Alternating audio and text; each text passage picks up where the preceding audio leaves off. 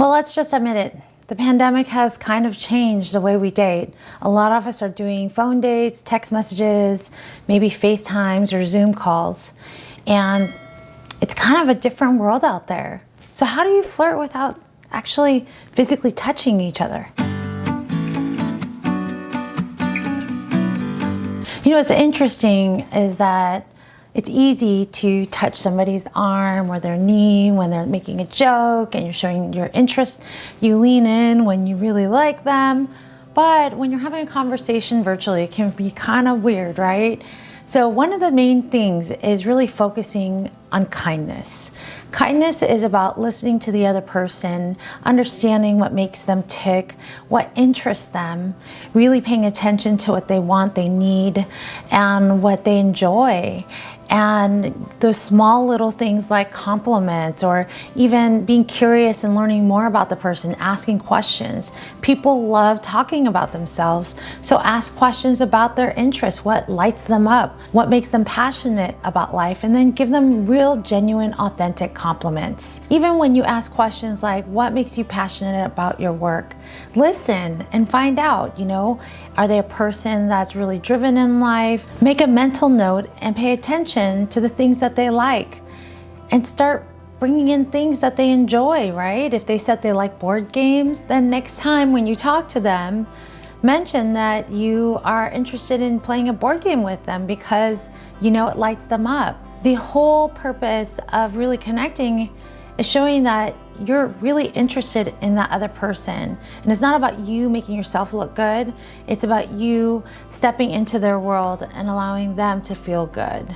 Also, it's really important to put your phone away. If you're on a virtual date or an in-person date, pay attention, be present, listen to what they have to say. So many of us don't actively listen.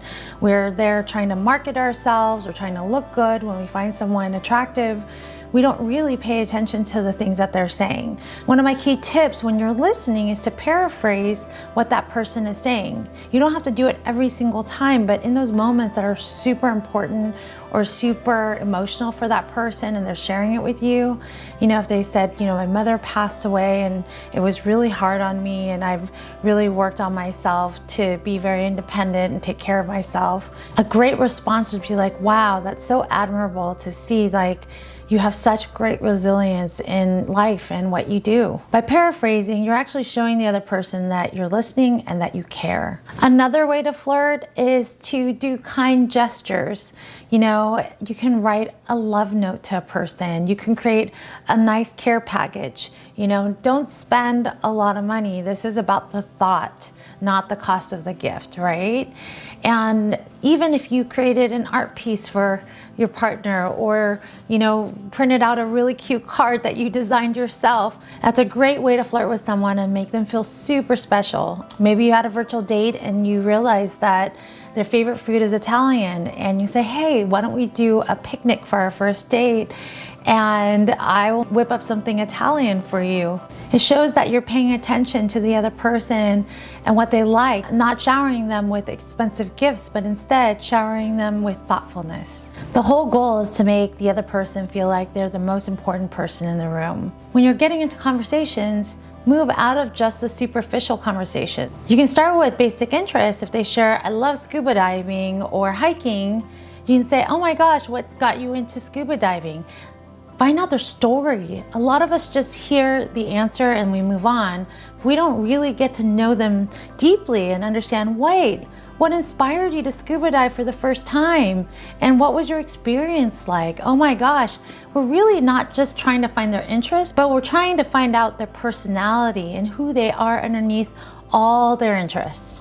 Also, a fun thing to do is maybe have a fun game. There are tons of games online where you can ask 20 funny questions about each other, or maybe you can buy flirt dice and then let the dice do the questions for you. But the goal here is to make it interactive and fun. Even during these times where a lot of the things are done virtually, we can be creative in the way we connect with each other. Also, it's so important for you to focus on open-ended questions, questions that spark more of a story and really getting to know someone's personality rather than closed-ended questions that end with yes or no. It stops the conversation from moving forward and it stops the connection from evolving. I did some research also and found an article that I think that can help you. I'll put the link below. And again, if you have any questions, you can visit me at amythedatingcoach.com, send me a message, or leave a comment below. I hope these tips help you, and I look forward to seeing you in the next video. Thank you so much for joining me today.